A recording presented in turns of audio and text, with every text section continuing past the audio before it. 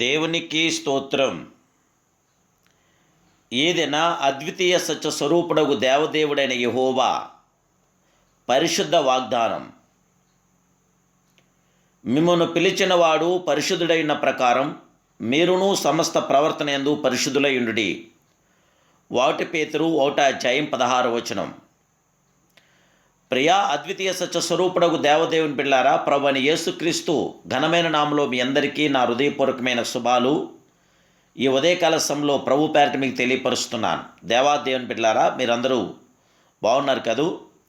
మహిమాస్వరూపుడైన దేవాదేవుని యొక్క శాశ్వతమైన కృప మీతో, మీ కుటుంబంతో, మీ కుటుంబ సభ్యులతో ఉండాలని ప్రతినిత్యం ప్రభు పాదసంలో మీ కొరకు ప్రార్థిస్తున్నాను. మీ ప్రత్యేక ప్రార్థన అవసరం ఉంటే తప్పక మీరు వాట్సాప్ ద్వారా మెసేజ్ చేయండి. దేవాదేవుడు మీ జీవితంలో అద్భుతమైన, ఆశ్చర్యకరమైన, ఘనమైన కార్యం చేస్తున్నప్పుడు ఆయన నామానికి మహిమార్థంగా ఆయన సాక్షులుగా నిలవండి. భయపడకండి, అధైర్యపడవద్దు.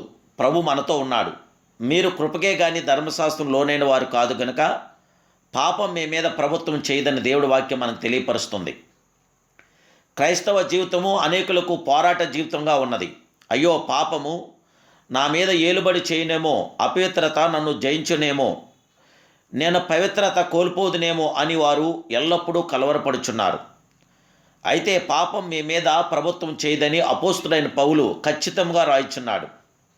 జీవగల దేవదేవుని బిడ్డలారా, మనలను మనం తగ్గించుకొని ప్రభు చేతికి అప్పగించుకున్నప్పుడు ఆయన తన కృపను మనకు అనుగ్రహించి మనను బలపరుచున్నాడు.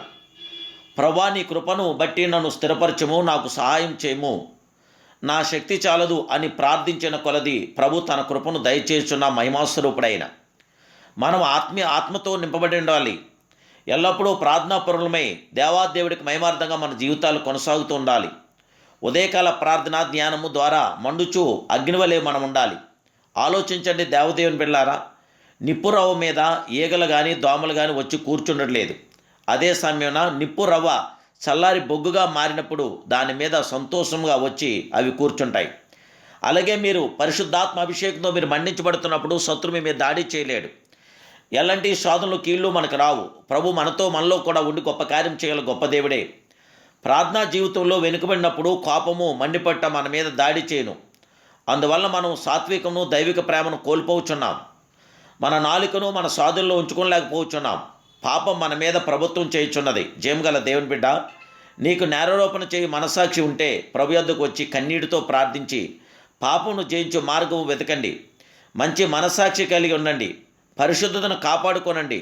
ప్రభు కృపను పొందుకోనండి. అప్పుడు నీవు త్రొట్టెల్లవు, ఏమాత్రము కూడా త్రొట్టెల్లకుండా మిమ్మల్ని కాపాడుటకును, తన మహిమ ఎదుట ఆనందంతో మిమ్మల్ని నిర్దోషులుగా నిలువబెట్టుటకును శక్తిగల మన రక్షకుడైన అద్వితీయ దేవుడు మీకు తోడై ఉన్నాడు.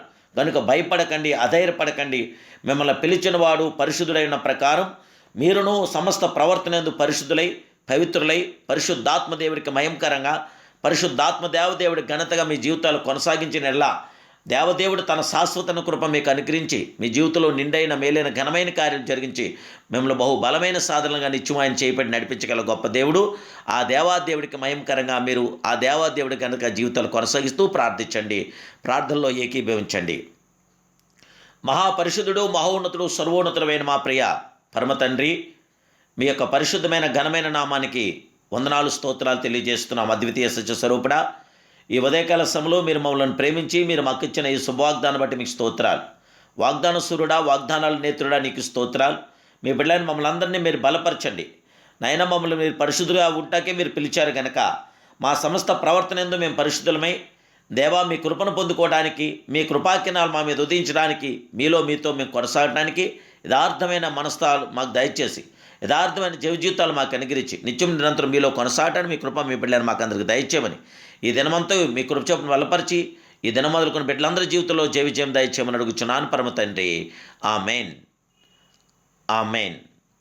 జయముగల దేవదేవుని బిడ్డలారా, తప్పక మీరు ఈ వాక్యాన్ని విన్న మీరు ఈ ఛానల్ మీరు సబ్స్క్రైబ్ చేసుకోండి.